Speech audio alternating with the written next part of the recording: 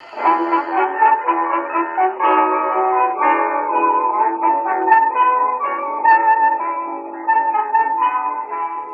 everyone. Welcome to another episode of Off the Menu. I'm your host, Vincent Franchini from Tumblr House, here with the Mendicant, Charles Coulombe.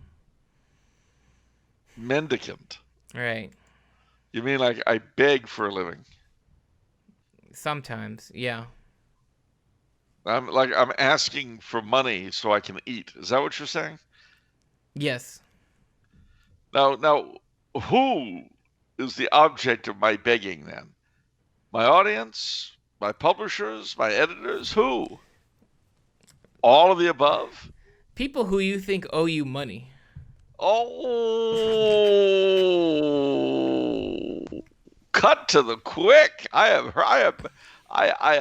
am personally hurt. It's true. I am hurt. And you know, the worst of it is you're doing this to me in October. What's so bad about doing that in October? Because this is autumn. This is when you should be kicking back and looking at pumpkins and autumn leaves and colored Indian corn, and the weather's getting a bit chill. You know, and you pour yourself a cup of tea and you think of Halloween and Thanksgiving and the onset of winter. You're supposed to be cozy, not fending off attacks.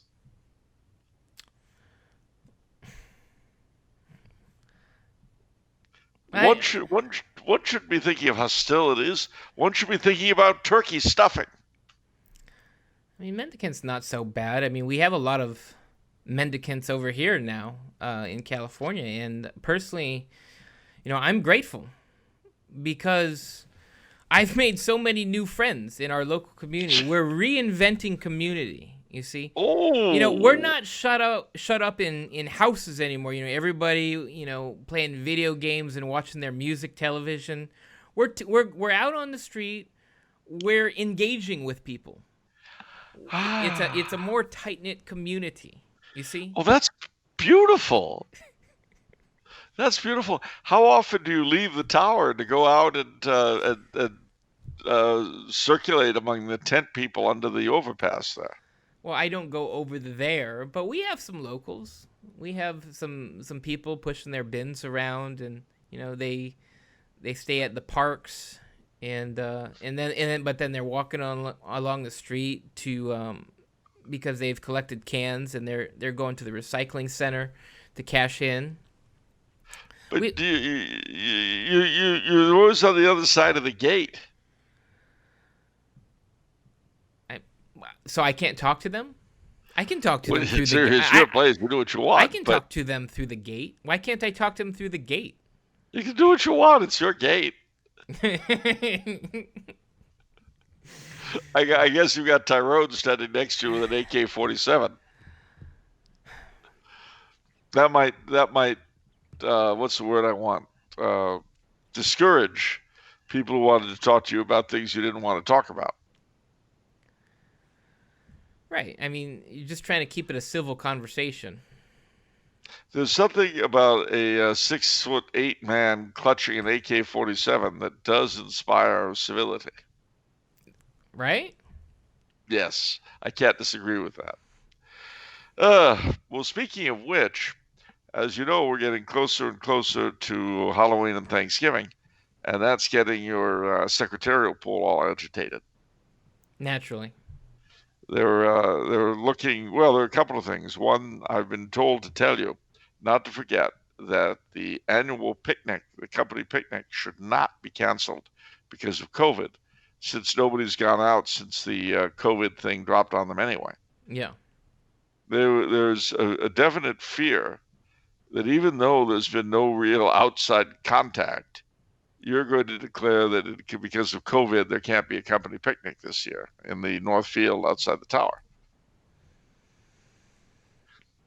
Look, we're a law-abiding organization, right? And you can either have a picnic or you can get paid. Right?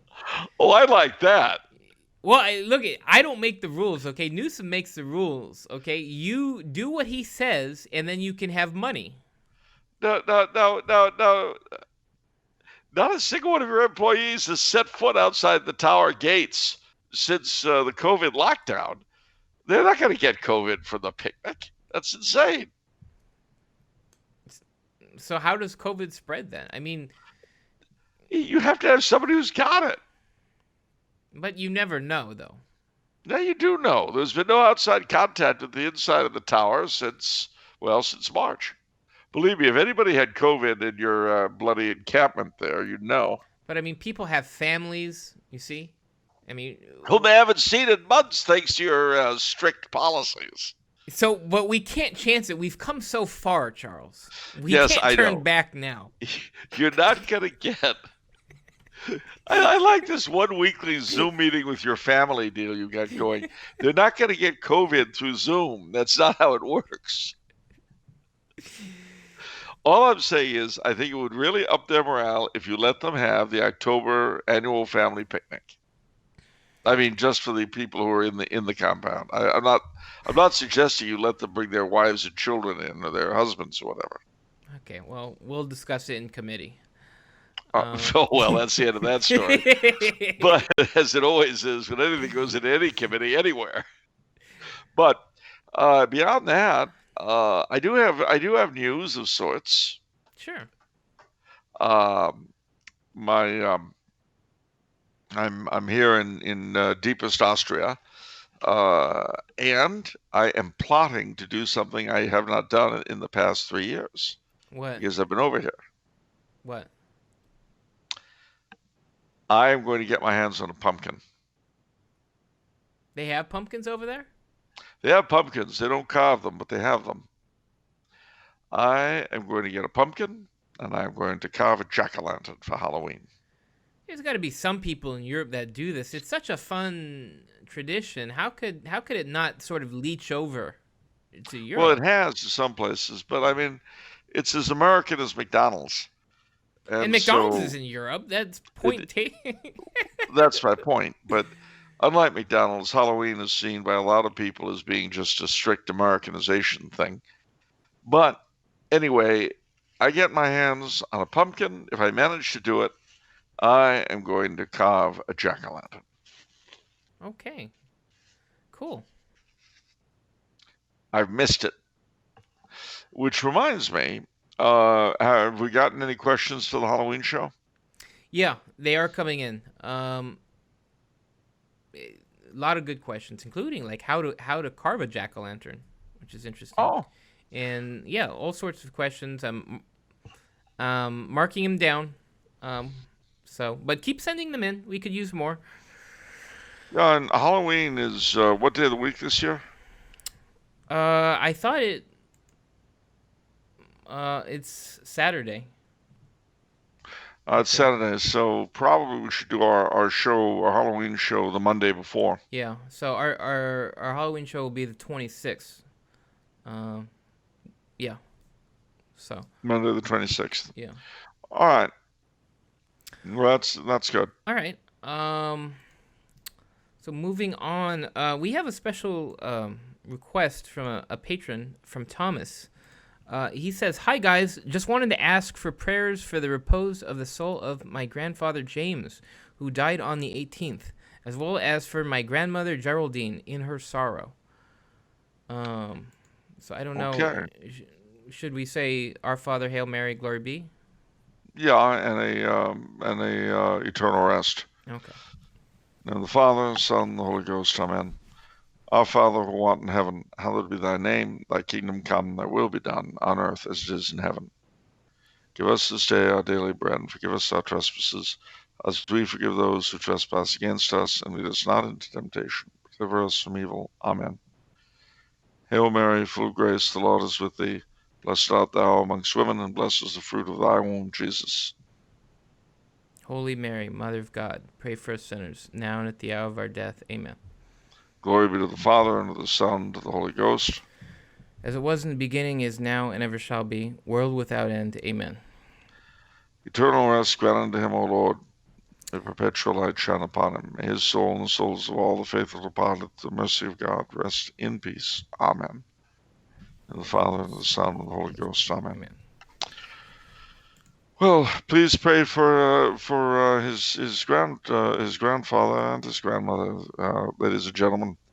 We are at that time of year when the memory of our own dead friends and relations starts coming back toward us very, very strongly.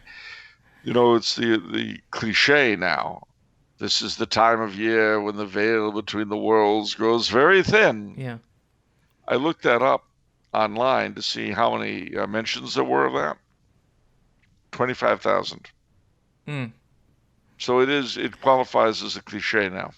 This is such a strange year because I'm pretty sure I've never known so many people that have died before, by far. Like, it's a huge number of, friends and relations. And what's ironic about it is I don't know a single person who's died to COVID. I do. I know a couple. Oh, But, Farley Clinton died of COVID. I don't know The who that writer. is. There was an old friend of mine who was a writer. He'd been, I'm sorry to say, senile for some few years in a home in Virginia, and the COVID hit the joint, and it took out like 10 of them. But they all had really pre-existing conditions, Farley included. Yeah. So, in the midst of life, we are in death, ladies and gentlemen. And we were remarking before the show that the number of the infected in Austria is skyrocketing, but the death rate isn't. Right. Because it's all young people. Yeah. What it is, of course, is they're getting it by cramming into bars and so on. Well, they didn't have a summer.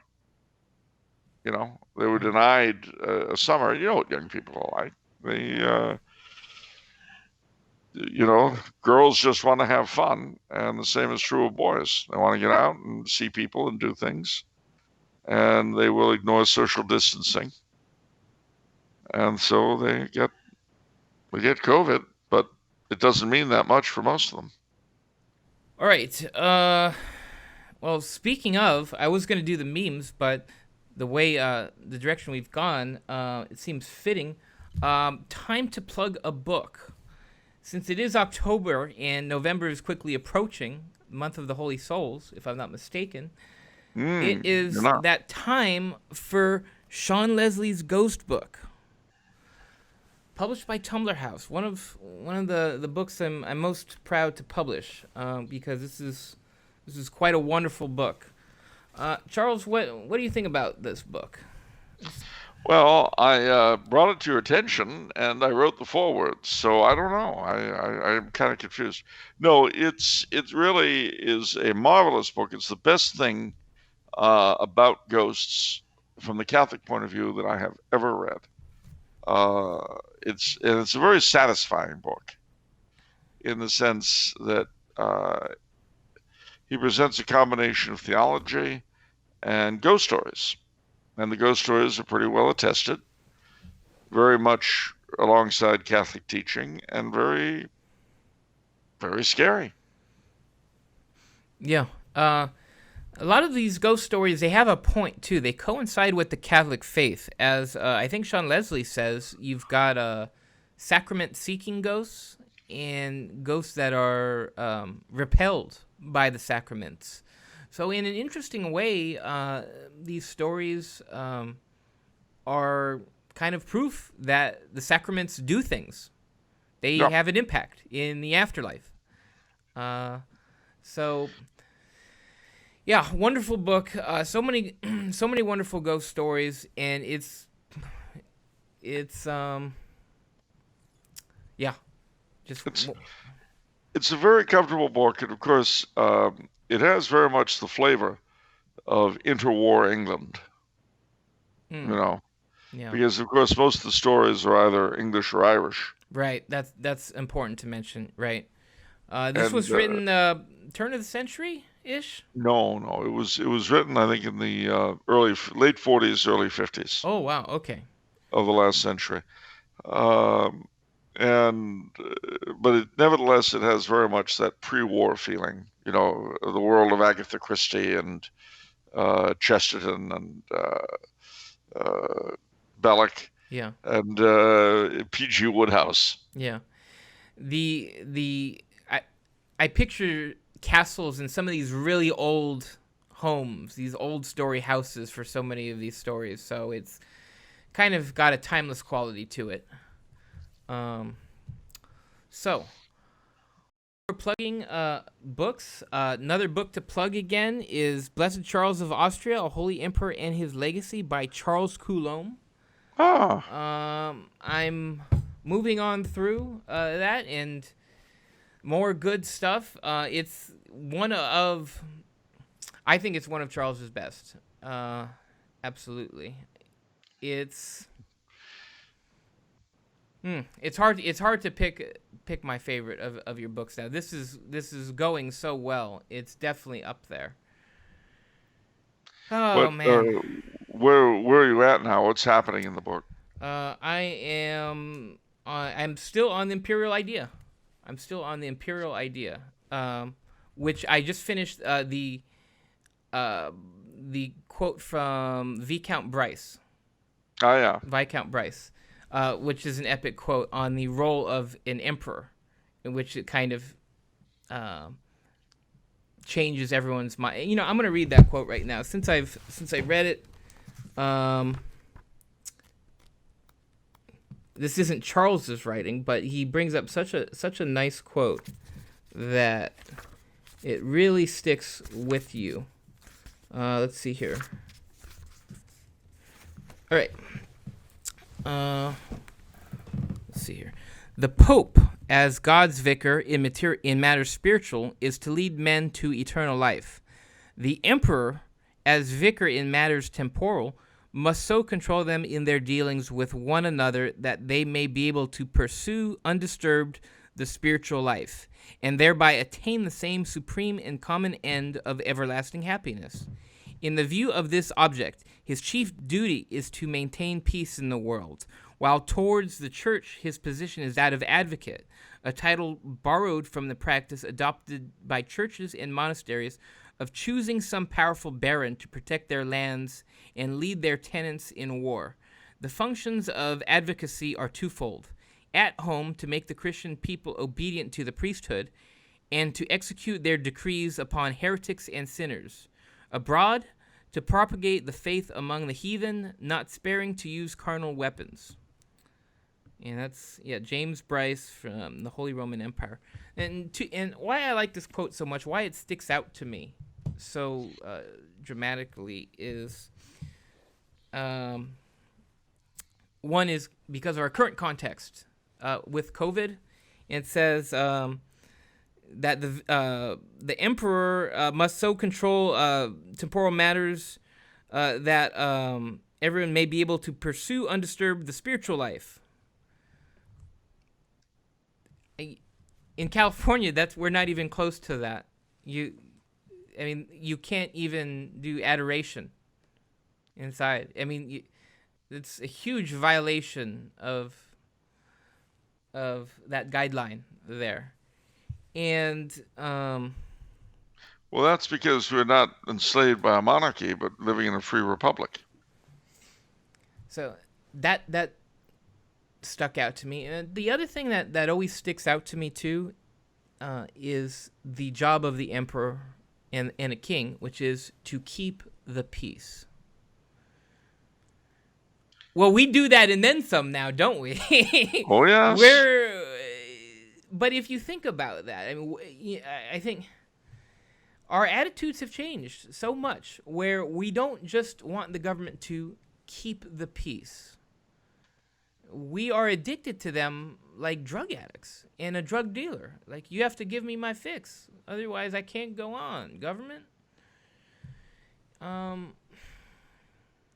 So it really highlights how far down the rabbit hole we've gone. We can always go further. Always room for more. All right.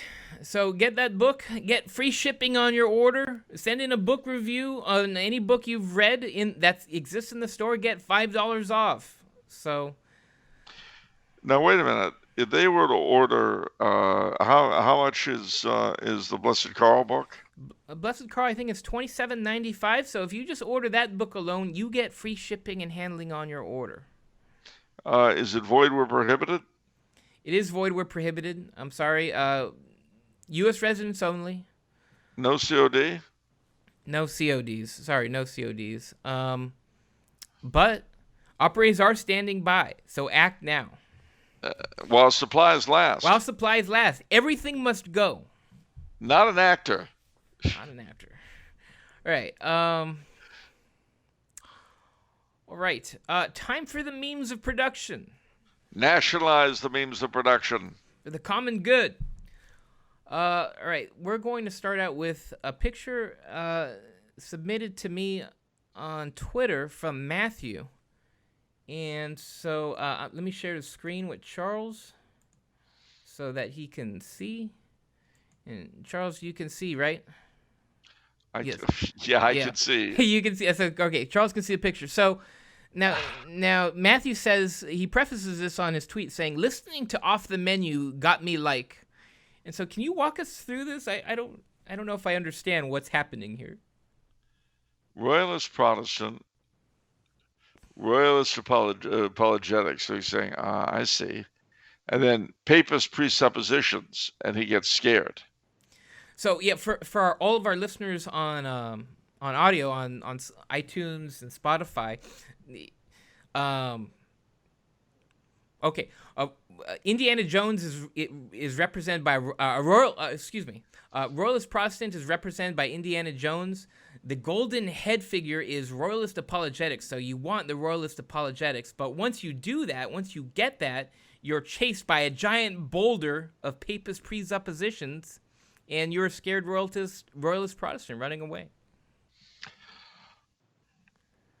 So, well, I have to admit that Papist presuppositions underlie all my thought because I'm a Papist and I presuppose things. So Royalist apologetics. I've not heard that term before. What's so that's like defending monarchy? Yeah. Yeah. But from a Protestant, this person's trying to do it from a Protestant point of view. Well, apparently. And then he finds disturbing or frightening the fact that my monarchism is a byproduct of my religion, which I presume he doesn't share. Yeah. Okay, so that was the only image for memes, but we have sort of a something written in from William here. He says, Dear Charles, I had a rather awkward interaction the other night. In my defense, we were all wearing masks. I was out and about, and I ran into someone I was certain was Oswald Dupree. I eagerly asked them if they were Oswald, and they became irritated. I'm not Oswald, I'm Diana Ross, she informed me. She then went on a mild rant about how Oswald has had an unhealthy obsession with her for decades, even going so far as to copying some of her look and starting a little-known music group called the Dupremes. I tried Googling some information on them, but to no avail. Have you heard of this group before, and can you recall any of their songs? Well, okay. Firstly, I'm not surprised that Diana was upset. Oswald has indeed been obsessed with her for as long as I can remember. And the grotesqueness of his, he's got one of these Jufro thingies from the 70s, but he would occasionally try to style it into a Diana Ross type thing. And the whole thing was grotesque, and I can appreciate why she would feel that way. But I sympathize with it too. I mean, he's been trying to steal my act for years. I'm not surprised he's trying to steal hers as well, because Oswald is like this. He obsesses over celebrities or near celebrities. He wants to be part of the deal. But he basically, I don't want to call him a no-talent bum, because that would be unkind both to bums and people who lack talent. But I would say that Diana is smart to stay away from him, and I would recommend you, Mr. Franchini, do the same. Oswald, again, I hate calling him a loser and a four flusher. I hate doing that, but sometimes the truth has to be served. As far as the Dupreme's rather sad song attempts, their cover of Bebopalula, She's My Baby. Bebopalula, I don't mean maybe. I don't know. I had never heard Bebopalula done in a falsetto with Japanese instruments. So I can only tell you that while it didn't catch on, it was certainly an unusual sound. Okay. All right, Charles. Fair enough. All right, on to the questions, shall we? We have 4 questions from Mr. Fugu.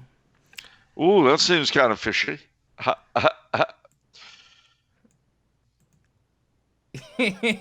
Yeah, you just got me thinking about our wonderful fish that we had yesterday for Friday. Yeah. Is it? It's funny they don't bury those things. Bury what? What do you mean? They don't bury the quote unquote mackerel that on Saturday, which they probably should. I mean, by Saturday, it's burial cremation, I would think. Burial. We use. There's a garbage disposal system here. We people use trash cans, and then a truck comes and takes what garbage you have.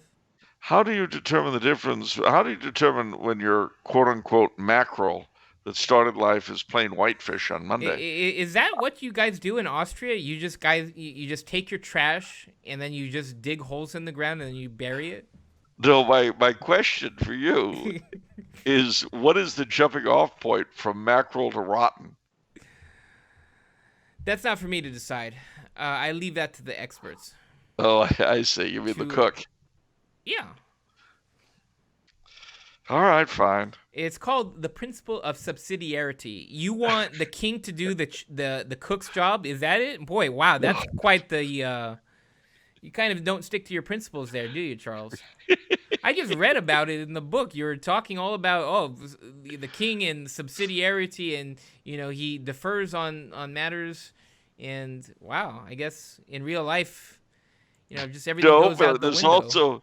There's also the principle of solidarity. And as the CEO, the king, if you will, you should be deeply concerned over your employees getting food poisoning from eating rotten fish. No, I'm deeply concerned that my employees don't agree with me because I want solidarity. Okay. I guess I need to communicate better why this is good for them. Why rotten fish is better than fresh. I get it. See, you're using hateful terms that have the context that you're looking for. Rotten. Oh. All right. Let me ask this question then. All right. Let's say it's Monday. Okay? Yeah. And you feature lamb. Now, let's say that a lot of the lamb doesn't get eaten, so you've still got it around on Tuesday. Yeah. The same lamb. That's a day older. But there's still a lot of it left on Wednesday. Now, would you suddenly start relabeling it? Oh, it's not lamb, it's veal. Or it's pork. Well, how do you know that the pork is really the lamb? No, I'm saying, would you relabel it like that? Because you relabel the fish as the days go by.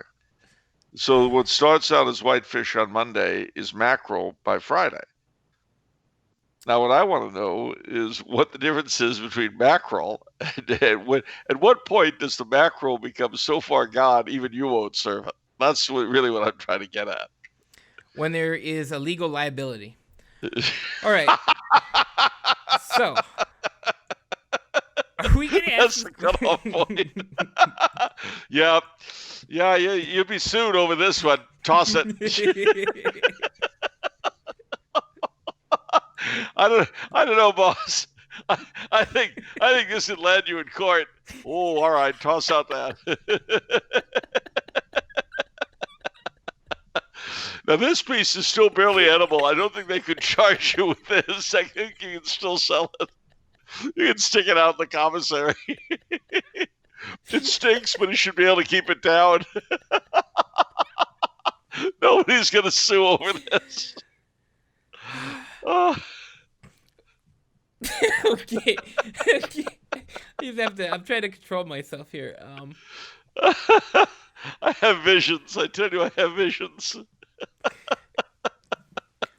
Now this one, maybe this is sort of on the border, boss. I don't know. Maybe if we put it in the back, they might eat it quickly and not realize. Put it in the front, they might eat it and not realize till it's too late. All right. Now this piece, maybe we could just cover with garlic sauce, and they wouldn't know what it was.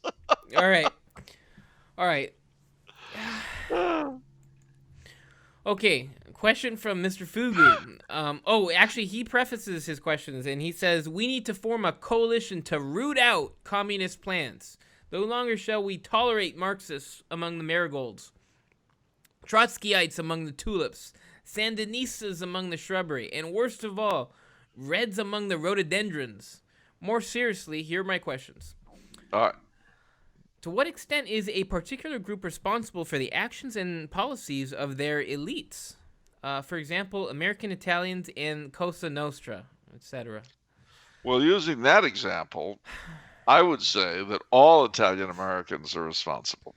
But they're the only group of whom I would say that. For everybody else, I would say that, you suffer for your leadership, but you're not responsible. You suffer from their bad choices.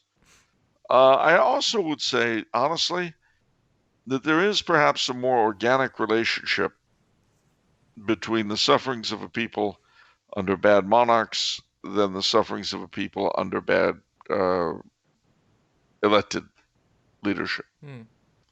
Because there's an organic relationship between the king and his people that's very much like that between the father and his people. It's a symbiotic thing. At any rate, but no, but by and large, I wouldn't say that they have responsibility for it. You might wonder, and again, this would be a case-by-case thing. It's not a complete principle for every moment, but you might wonder to what degree they produce their leadership. The interesting thing between the rulers and the ruled is that there always is a sort of symbiosis. The rulers do reflect their subjects to a degree, and the subjects do reflect their rulers. Now, how you assign responsibility in that is difficult. And then, of course, as far as the Cosa Nostra goes, it was far from monolithic. Some families of the Cosa Nostra were far nicer than others. Certainly, I can think of one that were made up almost entirely of saints. One family in the Cosa Nostra that were made up entirely of saints. And what family? A particular family. They were all saintly. Good. Yeah. Okay. I don't want to go into details because that might be embarrassing to some, but suffice to say that when the other families that go to the mattresses, this particular family would simply bless their opponents. Very good, Charles. Very good. I'm sure everyone is pleased. Good. This is actually a really a question that I've also wondered, but with other specific examples. I think I've wondered out loud on the show to what extent are we Americans collectively responsible or individually responsible for abortion? That, actually, all joking aside, that is a question that I've wrestled with most of my life. Yeah. Because you know how it is. I mean, we've all to a certain degree come to an accommodation with our masters. Yeah. Um, a friend of mine who is a supporter of the Democrats said that it's a very true thing. He said the Republicans have been in a position at various times over the past 50 years to get rid of abortion, and they have very, very spectacularly not done so. Yeah. Um, Now, of course, whether that would mean voting for the Democrats would be a good idea, I don't think so, because they purposely embrace it. I could never vote for people who did that. But his condemnation of the Republicans is not entirely false either. Um, maybe we go to a right to life thing, maybe we go to a mass for life, we say some prayers, etc. But is it enough? I remember during the uh, height of the Operation Rescue crisis, those people were really walking the walk as well as talking the talk, to steal the phrase. Getting arrested for insisting on the right to counsel people not to have abortions, and then refusing to give their names out of solidarity with the aborted. They would call themselves Baby Doe, Baby John Doe, Baby Jane Doe. Mm. And they would sit and rot in prison for quite a while. There was a lady, oh gosh, I know her name as well as my own. She was really the woman who inspired Operation Rescue, and she spent months, if not years, in jail, refusing to give her name. What was her name? Joan Andrews. That's who it was. Okay. It was Joan Andrews. And she gave a very powerful witness. But even Operation Rescue eventually fell apart. I had friends who were in the clink for months with it, and I did my bit to help them from the outside, but I didn't do it myself. And when I'd send them books and things like that, and do my best to cheer them up. But I never went into rescue myself. And now, of course, it's completely gone. To what degree have we made a deal with the devil, and is what we're going through now our payback? Is prayer enough? If you're specifically pray regarding that, for people who perhaps aren't in the position to dedicate that sort of time, they have families. What do you think? I don't know. I really don't know. I mean, I do know that as long as abortion is legal, we are not in a position to criticize the past. We can't criticize slavery. We can't criticize the Nazis. We can't even criticize the communists, because we're more murderous than any of them. And unfortunately, condemning past evils that didn't kill nearly as many people as we're doing now, to do so makes it sound like we're excusing ourselves. When you condemn someone, the implication is that you're in a position to. Yeah. But if I'm a murderer, and I have the right to condemn you for your theft? If you snap at your wife one day, you're kind of nasty, and I'm an adulterer, do I have the right to tell you, stop that? That's not very nice. It's a hard question. And if we were honest about it, we would have to say that a great deal of pro-life activity has been posturing. Well, Now, it's better than nothing. Playing devil's advocate on this, I mean, everyone's a hypocrite on some level, right? Indeed. And this is a mass hypocrisy. Yeah. So, you can you be a hypocrite but still aspire to certain ideals and Of be course you can. yeah. Of course you can. But as I say, and in the position I'm in, I hear people do this a lot. When I hear people saying, "Oh, well, we're all responsible," well, like today, the big thing is systemic racism and all that. Don't you start prattling about systemic racism as long as abortion is legal in the United States, especially when the majority of the babies that are murdered are non-white, and when none of the leadership structures, so-called, of the blacks and the browns even mention it, because so many of them are in the pay of Planned Parenthood. That's just shut up. You have nothing to say to anybody. Nothing. Right. How does one evaluate the spiritual fruits of particular policies or party lines enacted by clerics, past and present? It's kind of a wide and vague question. If you're talking about Monsignor Zeipel in Austria, or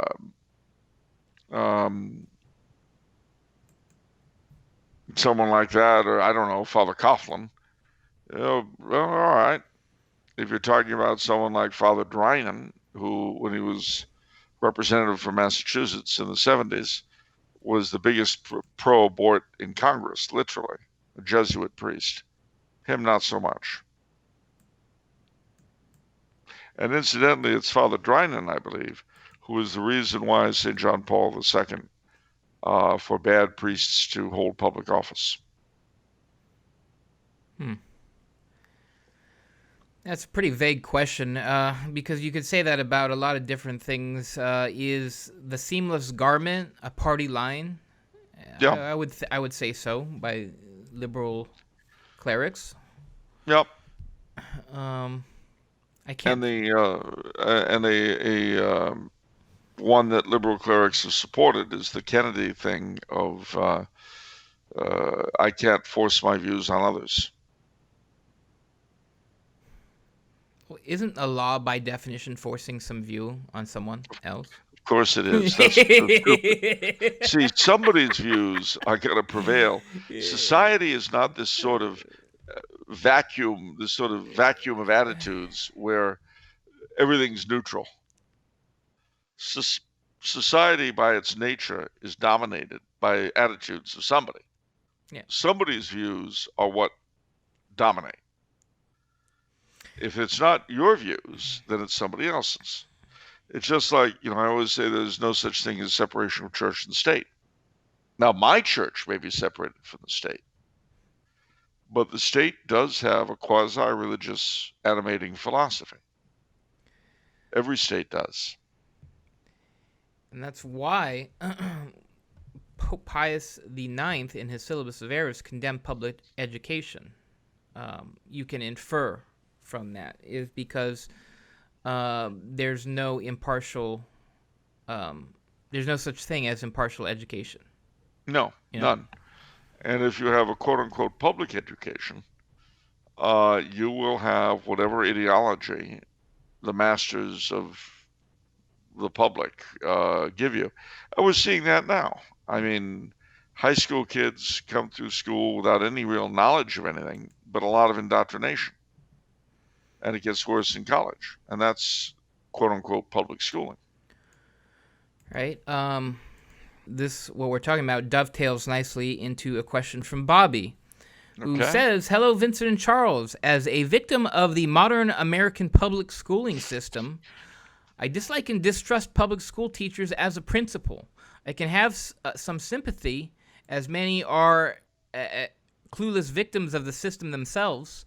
Nevertheless, most of my time in high school was spent struggling to pass frankly useless math classes, being indoctrinated to critical theory and the liberal arts, avoiding drugs and violence, and just plain old doing nothing. If I had known what a sad, stressful, fruitless waste of time high school was going to be, I would have dropped out and gotten a GED. Vincent and Charles, what were your experiences in public schooling? With these draconian lockdowns extending conveniently until past November and the school year just beginning, they are making school kids have full classes through Zoom or Google Group Chat where I live, the tri-state area. My younger 11-year-old brother sits through a boring and pointless class on topics like inferences and comparing and contrasting, where all the kids are dead silent and completely uninterested, all the while the teacher fruitlessly tries to get them to speak up. Truly an hour well spent. These types of group lessons only work when most of the participants are engaged in the process, which is impossible since modern public schooling is designed to disinterest the young student to any real scholarly pastime, while also stressing them out to where they spend most of their time out of school, coping for the time they were in school. At least that's what I did. After this very convenient lockdown passes after the election, I wonder what the prospects for homeschooling will be among most Americans, considering what we have seen from our educated class in our cities. Vincent and Charles, what say you? Well, that's pretty complex, but I would say that Bobby describes is very typical. I've related earlier my experience at Franklin Roosevelt's home in Georgia, where I found out that the state of Georgia's schools no longer teach about Franklin Roosevelt. Therefore, they no longer teach about World War II or the Depression,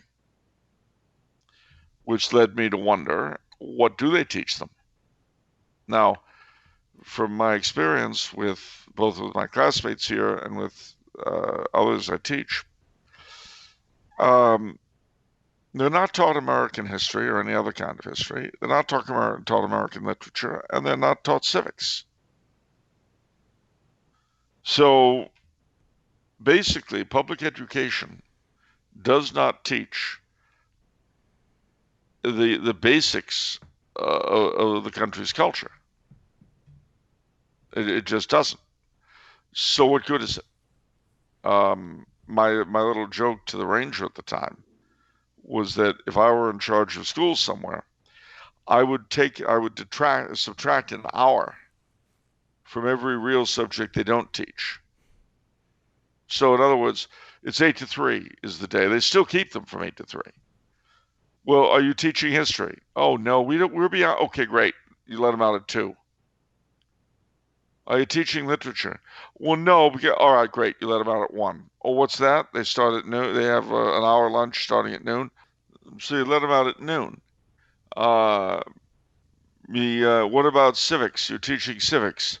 Oh, no, we're not teaching civics. All right, let them out at 11. Are you teaching a classical language, say Greek or Latin? Oh, no, we wouldn't do that. Okay, great. Let them out at 10. So, what are you teaching now? Well, you cut out a lot of work. We're teaching them math. Okay, that's 1 hour. What else? Well, basic reading and writing. Okay, 2 hours a day. That's all you get. The rest of the time, let them play or work. Or homeschool them. Or send them to one of these classical academies that are burgeoning all over the country. But I wrote an article for Crisis called Separating School and State. And I believe that it is time to get government out of education. Completely. Totally. Poof. But then when people have to pay for it? Uh-huh. If they wanted it for their kids, yeah. And I say that as if we don't pay for it with the government doing it, as if it's free. Yeah. I mean, imagine if the money that you pay in taxes on education were yours to spend on tuition. Oh. And of course, if you send your kid to a private school, you pay double because you're supporting the public schools. That's true. Yep. So at the very least, I know that would be kind of cold turkeying, but at the very least, I certainly believe in tax credits. In other words, um, you end up getting out of having to pay for public education if your kids are going to private school. Hmm. Um. Okay. And I have to say, I agree with the late great Ray Bradbury, who was against funding schools at all, and said that the money was better spent on libraries. Right. Because then the kids who want to learn are motivated. They go to the library, they'll learn whatever they want to learn. Yeah. Okay. I didn't go to public school, by the way. I think Bobby made an assumption. I went to Catholic school, and then I went to an all-boys Catholic high school, and I thought they taught I pretty went. well. I went Other than to other than religion. other than religion. Fulton Sheen has this quote: "If you want your children to fight for the faith, send them to public school. If you want them to lose their faith, send them to Catholic school." And I can verify that latter half is true. Me too. I went to both, Catholic and public. You're special. I am special. I've got an experience of both. Catholic schools were safer, usually. Guardian Angel in Pacoima was an exception. But they were better academically, but they didn't teach the faith. Public school was dangerous, and yet you still learn more than they do now. Sounds right. All right. Question from Brad. Oh gosh, this is our last question for today. That snuck up on us. All right. Huh. All right, question from Brad. Hello, Vincent and Charles. A question occurred to me as I watched the latest pre-show. What, in Charles's opinion, are some examples of historic events that have all but been memory hold for your typical Western man? What does the Ministry of Truth not want us to know? 1984 reference there. Very apt. Lots of stuff. You know, as I read that question initially in my email inbox, like, all the stuff hit me. It's all the stuff we talk about on the show.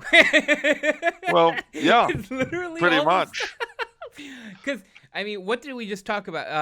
We did a question that I turned into its own video on Brazilian Brazil abolishing slavery.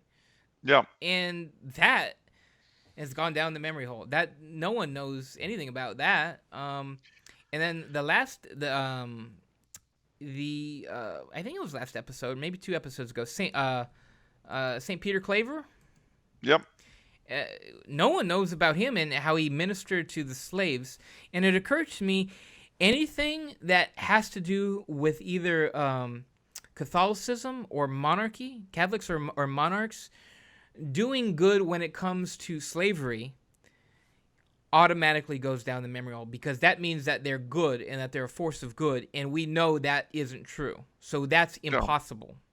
No. And we can't say anything bad about these people because they were some decent, some saintly figures. So all we can do is ignore them.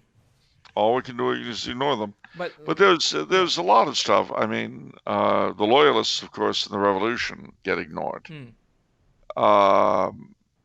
what way? Because we know they're the villains, but that's my point. I mean, the Patriot, right? I forgot who that long-haired guy, Jason Isaacs, I think. One of the best, most evil villains. Yeah, well, the reality was a little bit different. The Loyalists were targeted because they refused to change their allegiance.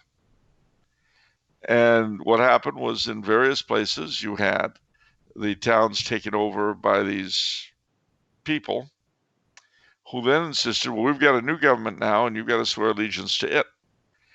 And all I could think of was what it would be like living in Seattle under Chaz.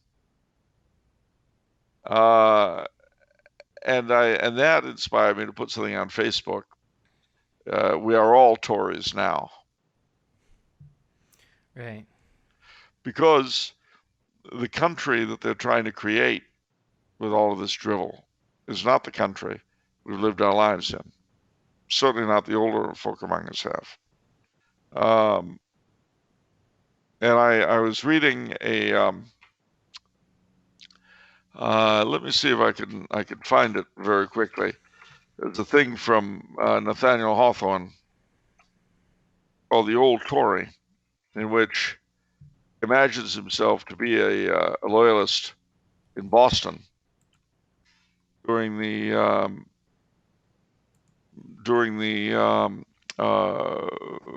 Revolution, and I couldn't help but think of some of the people I know, Vietnam vets, Korean War vets, that kind of person. And then this is Nathaniel Hawthorne, the Old Tory.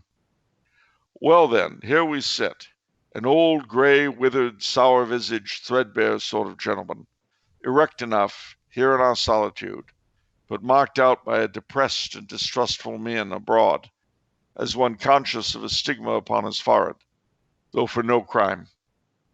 We were already in the decline of life when the first tremors of the earthquake that has convulsed the continent were felt. Our mind had grown too rigid to change any of its opinions when the voice of the people demanded that all should be changed. We have been a captain of the provincial forces and love our king the better for the blood that we shed in his cause on the plains of Abraham. Among all the refugees, there is no one more loyal to the backbone than we. Still, we lingered behind when the British Army evacuated Boston, sweeping in its train most of those with whom we held communion. The old loyal gentleman, imbued with more than native zeal and admiration for the glorious island and its monarch, because the far intervening ocean threw a dim reverence around them. When our brethren departed, we could not tear our aged roots out of the soil. And that,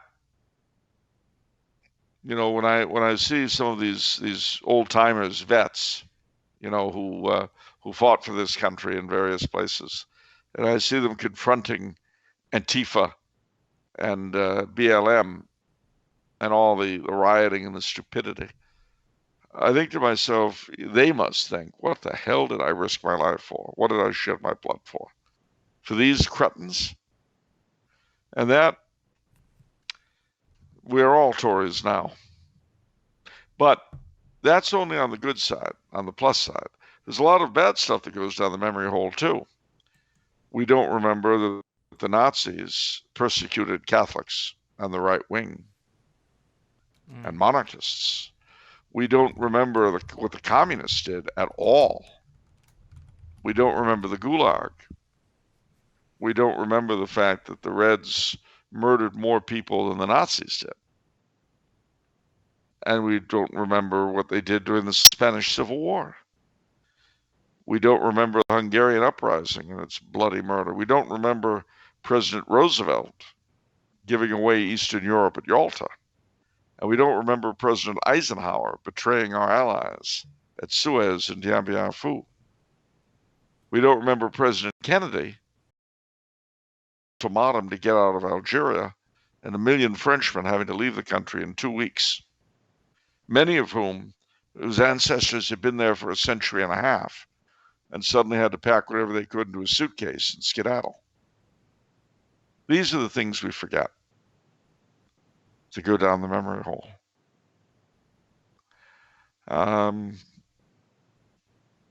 We forget a lot of good things. We forget a lot of bad things.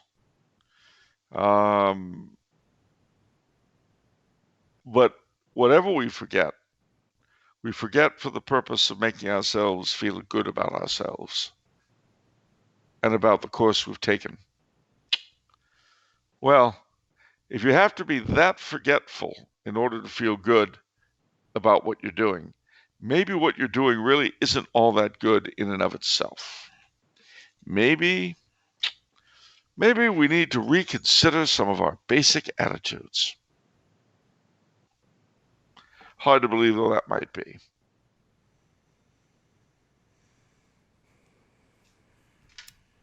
I don't know what to say to that. Well, I mean, we certainly brought up the Kaiser Karl book.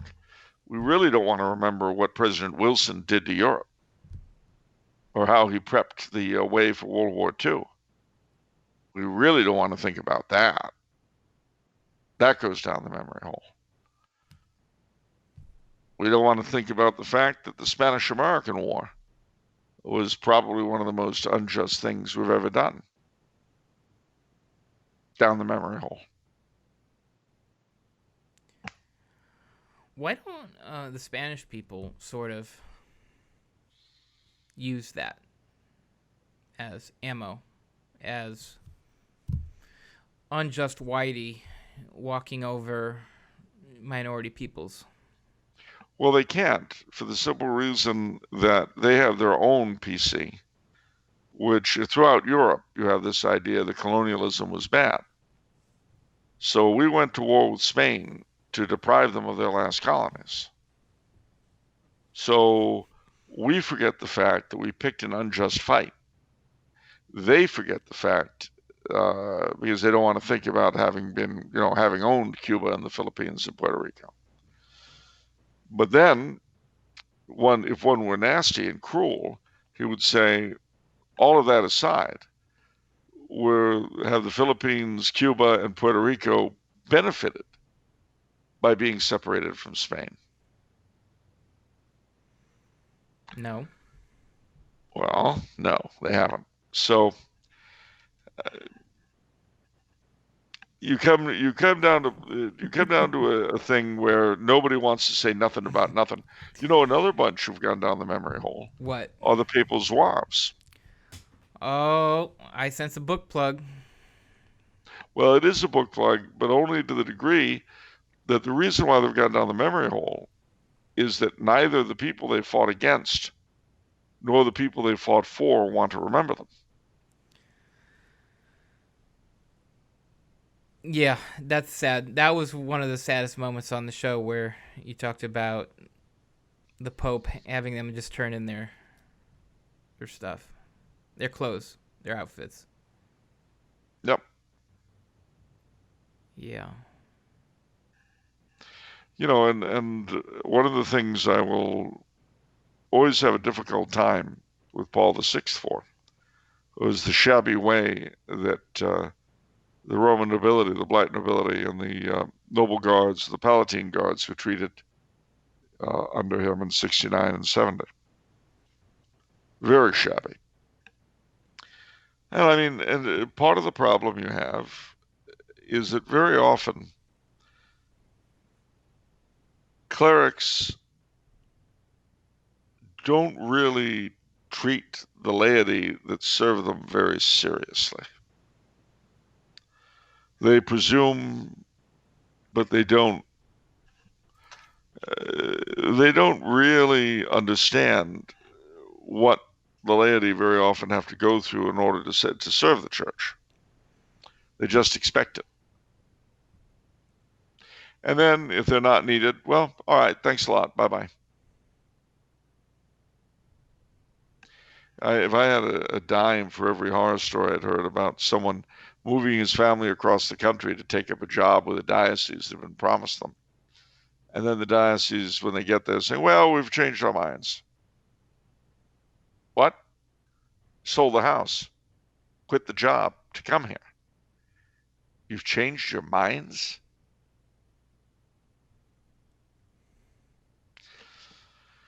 I don't know a single person in that position who reacted the way I would have, which was, what makes you think you've got minds to change, moron? Inevitably, these are very nice people who are too nice to do what I would have done.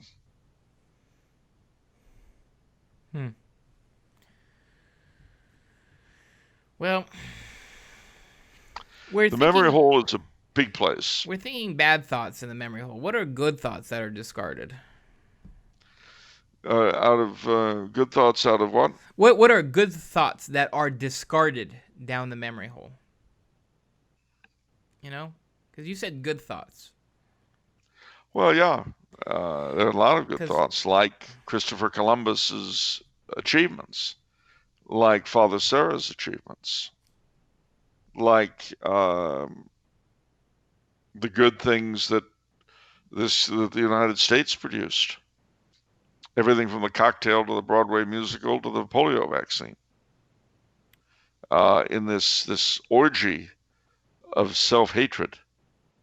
I mean, what really kind of gets me crazy is that in this summer of self-hatred that we've lived through, the real crimes that the country did and that Americans have done are completely ignored.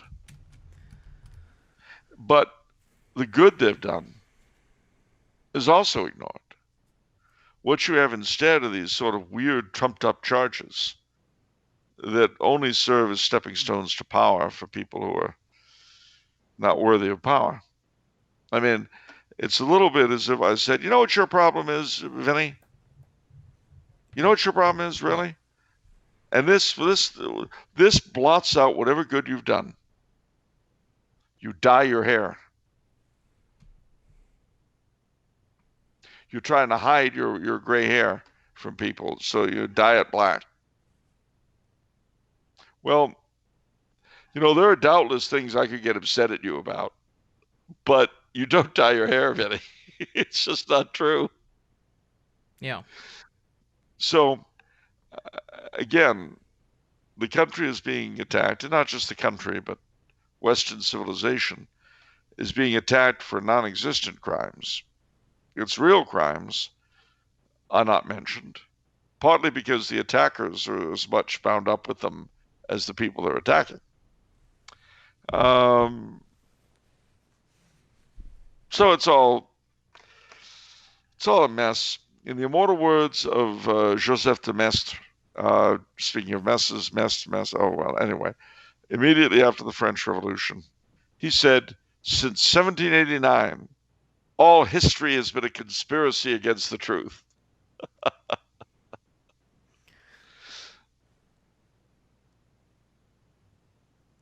Wow. That is. And did he say that like hyperbolically or like real, like truly? Well, he was speaking about the way in which history is presented, of course. So 1789, that was that the French Revolution? Yeah. Ooh. And I mean, we look at things that we should regard with horror, like the French Revolution, uh, like the Russian Revolution. We look at them sort of sympathetically, and things that we should look at sympathetically, like the Spanish Civil War. We're just so awful. Oh, where are my pearls? I need to clutch them. Franco was just so mean. The old meanie. Why couldn't he be a nice guy like Stalin's puppet? Oh, Hmm. I'm sorry, I forgot about that part. However, this is all, as you say, it's all a bit of a downer. And we're entering the celebrative season. That's right. And so I've got something to help you celebrate. Help us feel good. Yeah. Yes. What do you got for us to help us feel good, Charles? Well, I'll tell you. I'll tell you what I've got. My feel good, believe it or not, my feel good poem is from H.P. Lovecraft. And now you don't generally think of Lovecraft as a feel good kind of guy, do you? No, not exactly. A little bit No, not different. really. Yeah. But you'll be happy to know that there are no eldritch tentacular horrors in this poem. Okay. It's called October. Here it is. Mellow-faced with eyes of fairy, wistful clad in tinted leaves, see the brown October tarry by the golden rows of sheaves, oak and acorn in his garland, fruit and wineskin in his hands, mystic pilgrim from a far land, down the road to fatherlands, softly treading, gently breathing, casting spells on wood and wold, vines with purple clusters wreathing, witching bows to red and gold, bearing sicklemen their pleasure when the harvest toil is o'er, and the autumn's garnered treasure lies within the festive door, bearing dreams to all who listens as he sounds his elfin horn, where the crystal vapors glisten past the farther hills at morn, where the sunset hovers playing on the teeming cottage yard, till the cryptic night comes straying in a mitre tall and starred. Dreams elusive and uncertain, fleeting as the dying year, glimpses from behind the curtain, half to cherish, half to fear. Memories that charm and beckon, vanished scene and vanished face, phantoms past the worlds we reckon, reaching from the wells of space. Mounting as with necromancy, welcome visions hold the sight. Bygone fields assail the fancy, radiant in a golden light.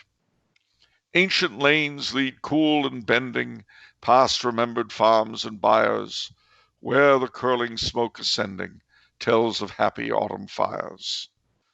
I can catch the flaming riot of the oaks and elms I know, and the breathless ruddy quiet of the sunset's spectral glow, and the farmhouse chimney peeping through the scarlet maple shade, and the gorgeous fruits of reaping by the door in order laid. Greens that yellow, red and yellow dapple, tints that match the blazing sky, swelling pumpkin, rosy apple, clustered grapes of Tyrian dye. And behind the orchard reaching where the rolling meadows bide, I can see the corn shocks bleaching and the stubble stretching wide. Skies alive with southern winging, ravens perched on sheaf and stack, groves with eager trumpets ringing as the quarry flees the pack. Swains with nuts and faggots plodding homeward to the twilight garth, soon to cluster, warm and nodding, round their cider and their hearth. Notes of village bells are soaring, peaceful in their vesper tune, as an eerie light comes pouring from the rising hunter's moon. Wild above the wooded mountains, weirdly shining on the streams, yellow floods from haunted fountains, witches dancing in the beams. Half seen sights from out a distance, half heard sounds from other spheres, beat with goblin born insistence on the spirit's eyes and ears. Thoughts half thought and yearning sober, formless as the autumn smoke. These thy gifts, obscure October, these the symbols of thy yoke. Mellow faced with eyes of fairy, wistful clad in tinted leaves, see the brown October tarry by the golden rows of sheaves. Oak and acorn in his garland, fruit and wineskin in his hands. Mystic pilgrim from a far land, down the road to farther lands. October. And that wonderful mix of the homely and the horror and the slightly horrific. It being Lovecraft, you'd have to have a touch of that. Some witches, some necromancy. But you see, it's all a part of it, you know. Oh yeah. The little necromancy here is, fine, Yeah, the jack-o'-lantern to break up the pumpkin's face. But no, there was a wonderful phrase I heard about this time of year. Pleasant melancholy. And I think that fits it. Because it is pleasant. It's enjoyable. How hot is it in LA right now? It's been oscillating between 80s and 90s.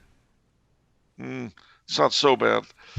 But I'll tell you, when the weather's down to the 60s, and you know that cold is coming, and the leaves are changing, and you're thinking of the past, you know. Although, I have to give LA something, the LA autumn something that is all its own.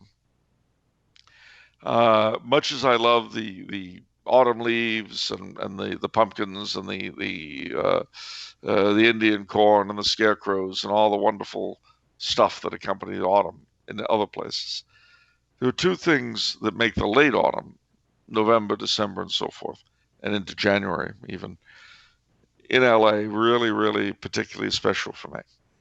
What? Well, one is when the sky gets this impossibly blue color. It's so rich and blue in the later part of the year. And the other is the sunlight. It gets this almost sepia tone. And when you're driving in kind of old areas, late afternoon, the sun, it looks like an old photograph. Hmm. The way I've described it in an article was you feel as though you're trapped in someone else's memory. And I love that. To me, that is LA at its best. Hmm. It's really magical that time of year.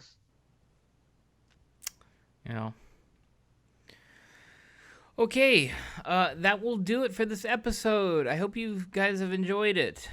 The next episode, I guess, maybe a long one. We've next one isn't the Halloween episode yet. This episode's gonna air on the 12th. Next episode is gonna air on the 19th, and then the Halloween episode will be on the 26th. So. All right, so get ready for it, and remember, please try to remember this. On Monday, it's off the menu. And the soul you save may be your own. God bless you all, gang. Take care. Happy Halloween to come.